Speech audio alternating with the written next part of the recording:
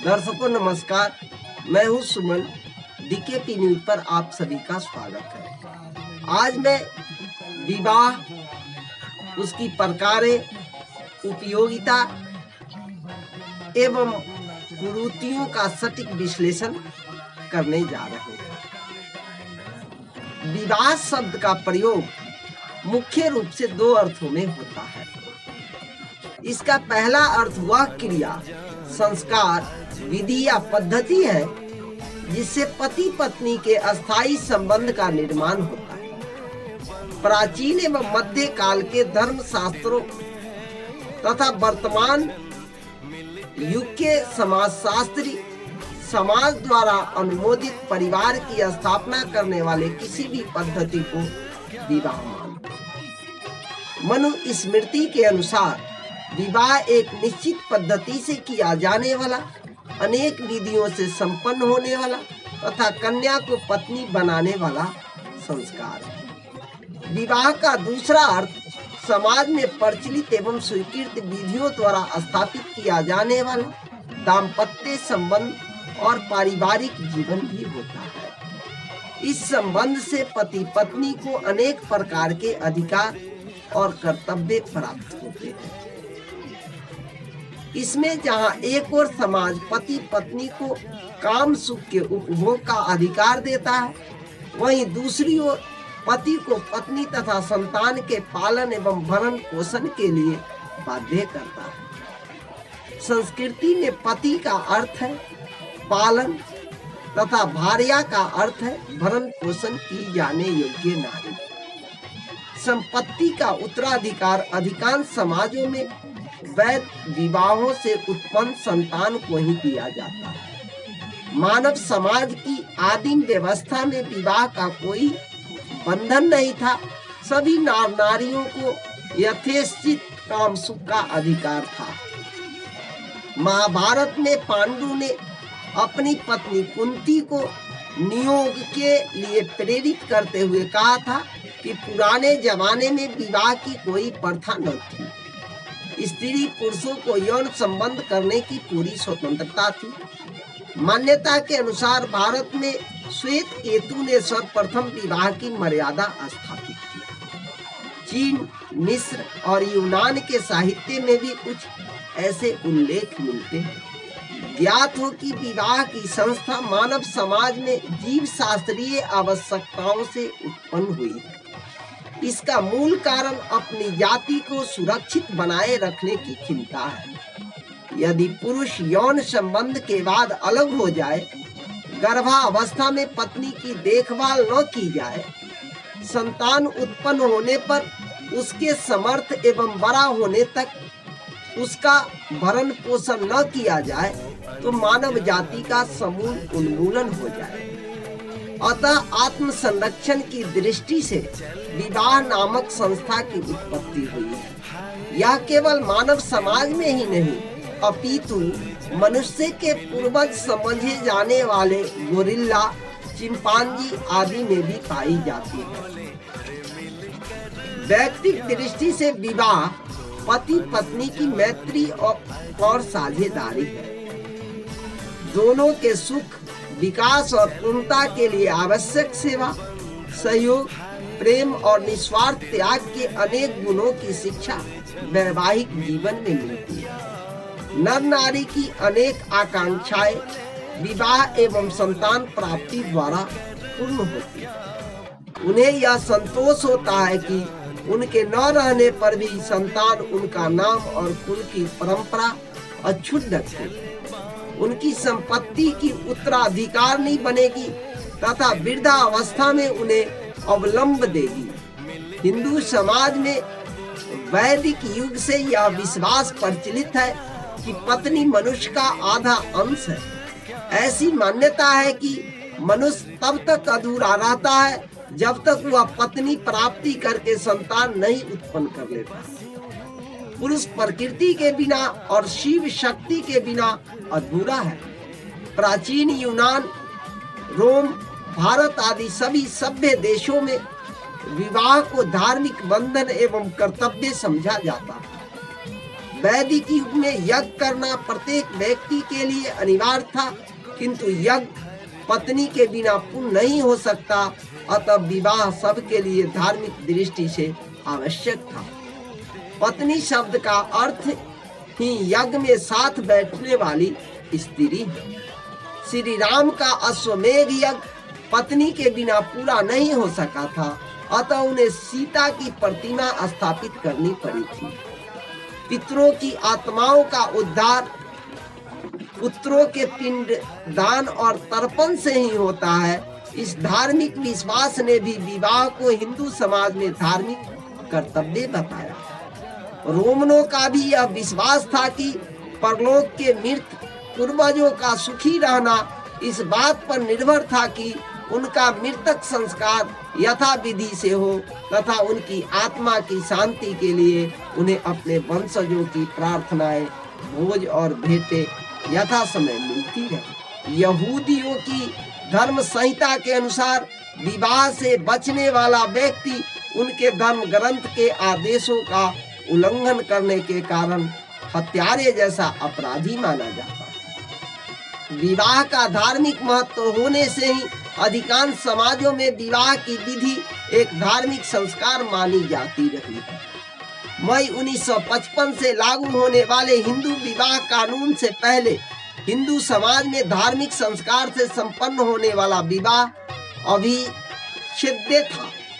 Roman Catholic church इसे अब तक ऐसा धार्मिक बंधन समझता है, किंतु अब औद्योगिक क्रांति से उत्पन्न होने वाले परिवर्तनों से तथा धार्मिक विश्वासों में आस्था शिथिल होने से विवाह के धार्मिक पक्ष का महत्व कम होने लगा। विवाह का आर्थिक पक्ष भी अब निर्बल होता जा रहा है। पति पत्नी में भी श्रम विभाजन होता है।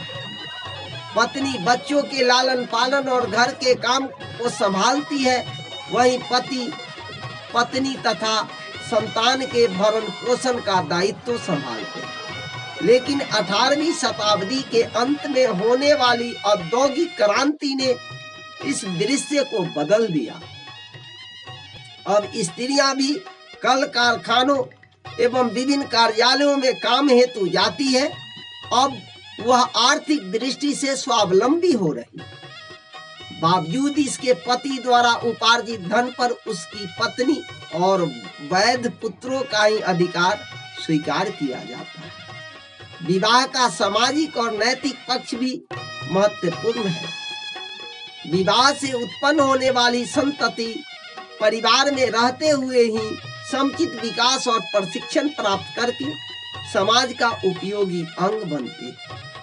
बालक बालिका को किसी समाज के आदर्शों के अनुरूप ढालने तथा उसके चरित्र निर्माण का प्रधान साधन परिवार है। यद्यपि आजकल शिशुशालाएं, बालोद्यान, शिक्षण संस्थान, सामाजिक संस्थाएं आदि उनके पालन पोषण की व्यवस्था में जुटे हैं, बावजूद इसके बच्चों का समुचित विकास परिवार में ही संभव है। विवाह के कानूनी पक्ष के अनुसार एक निश्चित उम्र सीमा से पहले दाम्पत्य जीवन बिताने और संतान उत्पन्न करने का अधिकार नहीं दिया गया है।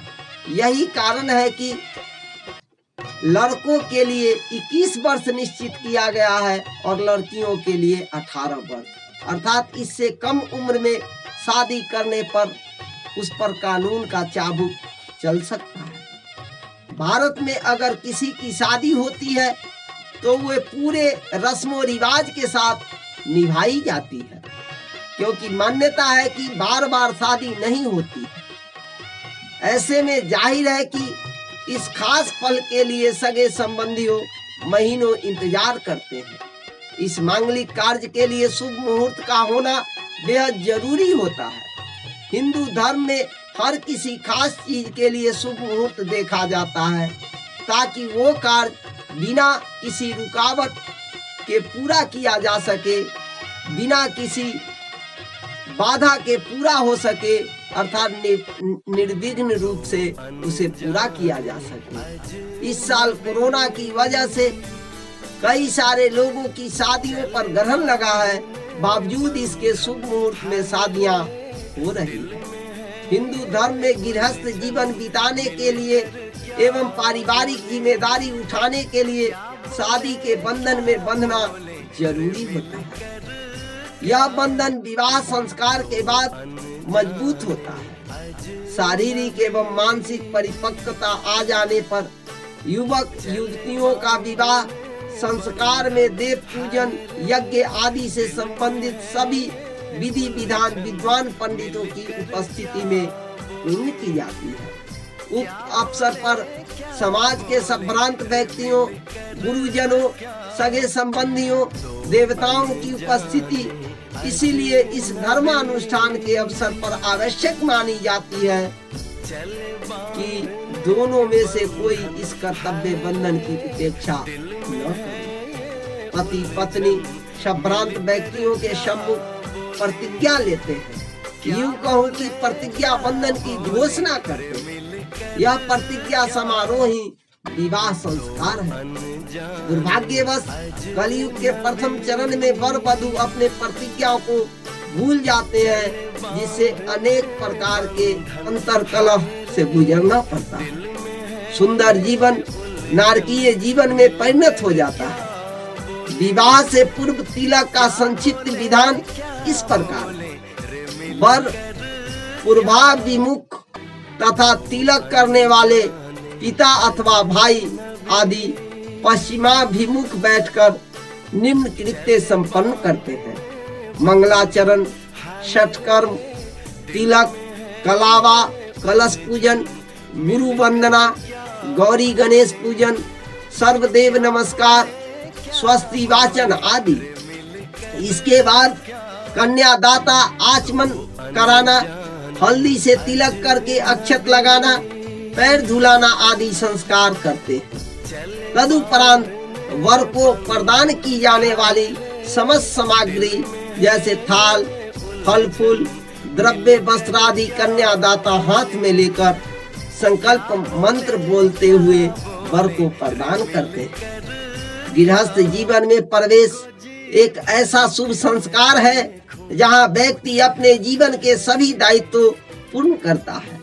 इसलिए युवा पीढ़ी विवाह बंधन की सूचिता को बनाए रखे। विवाह मानव समाज की अत्यंत महत्वपूर्ण प्रथा या समाज शास्त्रीय संस्था है। यह समाज का निर्माण करने वाली सबसे छोटी इकाई परिवार का मूल है। यह मानव प्रजाति के सातत्य को बनाए रखने का प्रधान जीव शास्त्री माध्यम भी है। विवाह के कई प्रकार होते हैं। अब हम विवाह और विवाह के शास्त्रीय उदाहरण देखते हैं। ब्रह्म विवाह, ब्रह्म को जानने वाले व्यक्ति अथवा ब्रह्म ज्ञानी हर तत्वों में ब्रह्म अर्थात ईश्वर को देखता है। यह विवाह स्वयंवर प्रथा से होता है। कन्या द्वारा वर चुनने में दिक्कत होती है, इसलिए इसमें वर योग्यता के लिए स्वयंवर में एक शर्त रख दी जाती है। जो उसे पूर्ण करेगा वही विवाह करेगा। जैसे राजा जनक द्वारा सीता के लिए योग्य वर हेतु विश्व समक्ष शिव धनुष पर प्रत्यांचा चढ़ाने की शर्त जो पूर्ण करे वही सीता के साथ विवाह करेगा। अन्य उदाहरण द्रौपदी और अर्जुन का विवाह, जिसमें मछली की आंख को तीर मारकर विवाह संपन्न हुआ। दैव विवाह, इसमें कन्या ही अपने योग्य वर को पसंद करती है। संसार में जो भी विवाह करना चाहे वो सामने आए। यदि कन्या उसे योग्य पाती है तो उसे वरमाला गले में डालकर चुन लेती है। उदाहरण स्वरूप विश्व मोहिनी और नारायण का विवाह, लक्ष्मी और विष्णु का विवाह, शिव सती का विवाह, शिव पार्वती का विवाह, सावित्री का जंगल में सत्यवान को चुन लेना, फिर सावित्री और सत्यवान का विवाह। अर्ष विवाह, कन्या पक्ष वालों को कन्या का मूल्य देकर कन्या से विवाह कर लेना अर्ष विवाह कहलाता है। किसी सेवा कार्य या धार्मिक रूप से भले के मूल्य के रूप अपनी कन्या को दान में दे देना या कन्या और वर का आपसी सहमति से विवाह दैव विवाह कहलाता है। किसी पर कृपा कर उनसे विवाह, जैसे श्री कृष्ण ने 16,000 कन्या व स्त्रियों से विवाह किया जो नरकासुर की कैद में नरक तुल्य जीवन जी रही थी। श्री कृष्ण द्वारा एक किन्नर अर्यमा से विवाह, तिरुपति बालाजी और पद्मिनी का विवाह, जिसमें पद्मिनी से विवाह करने के लिए बालाजी अपनी गायों और कुबेर से धन उधार लेकर पद्मिनी के पिता को देते हैं। प्रजापत्य विवाह, कन्या की सहमति के बिना उसका विवाह अभिजात्य वर्ग के वर से कर देना प्रजापत्य विवाह कहलाता है। इसमें प्रजाति राजा या उस कन्या का पिता अपनी मर्जी से वर लेकर चुनकर कन्या का विवाह कर देता है, जैसे कृष्ण और जामवंती का विवाह, कृष्ण और सत्यभामा का विवाह आदि आदि। गंधर्व विवाह, परिवार वालों की सहमति के बिना वर और कन्या का बिना किसी रीति रिवाज या आडंबर के आपस में विवाह कर लेना गंधर्व विवाह कहलाता है। उदाहरण स्वरूप श्री कृष्ण और रुक्मिणी का विवाह, भीम और हिडिंबा का विवाह, सुभद्रा और अर्जुन का विवाह, राजा शांतनु का गंगा से विवाह, राजा भरत के पिता राजा दुष्यंत और शकुंतला का विवाह। असुर विवाह, कन्या को खरीदकर विवाह कर लेना असुर विवाह कहलाता है, जैसे रावण का मंदोदरी से विवाह, राजा शांतनु का सत्यवती से विवाह। राक्षस विवाह, कन्या की सहमति के बिना उसका अपहरण करके जबरदस्ती विवाह कर लेना राक्षस विवाह कहलाता है। पैशाच विवाह, कन्या की मदहोशी अर्थात गहन निद्रा, मानसिक दुर्बलता आदि का लाभ उठाकर उससे शारीरिक संबंध बना लेना, उसकी मजबूरी का फायदा उठाकर उससे विवाह करना पैशाच विवाह कहलाता है। इसमें कन्या के परिजनों की हत्या तक कर दी जाती है। हिंदू धर्म में विवाह को 16 संस्कारों से पूर्ण किया जाता है। विवाह 2 शब्दों के मेल से बना है, वीज और वाह। इसका शाब्दिक अर्थ है विशेष रूप से उत्तरदायित्व का निर्वहन करना। पानी ग्रहण संस्कार को सामान्य रूप से हिंदू विवाह के नाम से जाना जाता है। अन्य धर्मों में विवाह पति और पत्नी के बीच एक प्रकार का करार होता है, जिसे विशेष परिस्थितियों में तोड़ा जा सकता है, लेकिन हिंदू धर्म में पति पत्नी के बीच जन्म जन्मांतर का संबंध होता है, जिसे किसी भी परिस्थिति में नहीं तोड़ा जा सकता। परंतु हिंदू धर्म में भी कुछ आज के तथाकथित बुद्धिजीवी एवं नास्तिक इसे मानने को तैयार नहीं है। अग्नि के 7 फेरे लेकर और ध्रुवतारा को साक्षी मानकर 2 तन, मन और आत्मा एक पवित्र बंधन में बंध जाते हैं, यही विवाह कहलाता है। हिंदू विवाह में पति और पत्नी के बीच शारीरिक संबंध से अधिक आत्मिक संबंध होता है और इस संबंध को अत्यंत पवित्र माना गया है। हिंदू मान्यताओं के अनुसार मानव जीवन को 4 आश्रमों में बांटा गया है: ब्रह्मचर्य आश्रम, गृहस्थ आश्रम, संन्यास आश्रम तथा वानप्रस्थ आश्रम। गृहस्थ आश्रम के लिए पानी ग्रहण संस्कार अर्थात विवाह नितांत आवश्यक है। वर पक्ष की ओर से कन्या को और कन्या पक्ष की ओर से वर का वस्त्र आभूषण भेंट किए जाने की परंपरा है। यह कार्य श्रद्धानुरूप पहले ही हो जाता है, लेकिन आज चहुओर इसका विभत्स रूप देखने को मिल रहा है। दहेज रूपी दानव ने कितनी ही युवतियों के जीवन लीलने पर तुली है। गर्भ के दौरान ही कितनी बालाएं मौत के घाट उतार दिए जाते हैं। फिर भी अपने को सभ्य कहलाने वाला तथाकथित यह समाज में दहेज चरम पर है। लड़कियां कितनी भी गुणवान हो, पढ़ी लिखी हो, शालीन हो एवं सुंदर हो, फिर भी कन्या के पिता को दहेज के लिए जलील होना पड़ता है, प्रताड़ित किया जाता है। यह विदुप्र दृश्य अत्यंत खतरनाक एवं शर्मसार करने वाला है। दहेज मांगने वाले लोभी को चुल्लू भर पानी में नाक रगड़ना चाहिए। उनको अपने किए गए कुकर्म पर शर्म आनी चाहिए। कड़े एवं कठोर कानून के बावजूद भी दहेज लेने एवं देने की प्रवृत्ति थमने के बजाय उत्तरोत्तर बढ़ता ही जा रहा है। मानो धीरे धीरे इसे कानूनी स्वीकृति मिल रही है। बेटी को गर्भधारण से लेकर पालन पोषण, पढ़ाई लिखाई की जिम्मेदारी निभाने के बावजूद भी यदि उसके माता पिता संबंधियों को जलील होना पड़े, समाज का इससे अधिक विभत्स एवं विद्रूप रूप और कुछ नहीं हो सकता। यह प्रचलन बिहार, उत्तर प्रदेश, यूपी, झारखंड, उड़ीसा आदि जगहों पर काफी अमानवीय रूप में देखा जाता है। डीकेपी न्यूज देशवासियों से अपील करता है तथा वर पक्ष से यह अपेक्षा रखता है कि कन्या पक्ष द्वारा दिए गए उपहार को उपहार ही रहने दे। दहेज मांगने की अपनी बुरी आदतों को सुधारे। दहेज के लिए किसी को प्रताड़ित, जलील एवं बाध्य नहीं करे, क्योंकि विवाह नाम का पवित्र बंधन कमजोर न हो जाए। भारतीय संस्कृति का अनूठा पद्धति विवाह के सुगंध में दहेज रूपी दुर्गंध को न आने दे। इस देश में ही नॉर्थ ईस्ट, मेघालय, शिलोंग, उत्तराखंड आदि जगहों पर दहेज लेने वालों को लोग बहुत ही घृणित दृष्टि से देखते हैं और कन्या पक्ष के लोग, चाहे वह कितना भी समृद्धशाली हो, कितना भी गुणवान लड़का हो, उससे शादी करने को तैयार नहीं होते हैं, क्योंकि उसे बहुत नीचा व्यक्ति समझते हैं।